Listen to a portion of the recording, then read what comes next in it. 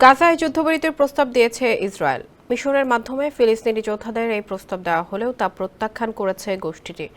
Israel তাদের প্রস্তাবে ফিলিস্তিনি যোদ্ধাদের অস্ত্র সমর্পণের শর্ত জুড়ে দিয়েছে, আর তা নিয়েই আপত্তি স্বাধীনতাকামী যোদ্ধাদের। দৃঢ়ভাবে সেই প্রস্তাব প্রত্যাখ্যান করে ফিলিস্তিনি যোদ্ধারা জানিয়েছে, ইসরায়েলের লক্ষ্য যুদ্ধ থামানো নয়, বরং ফিলিস্তিনিদের আত্মসমর্পণে বাধ্য করা।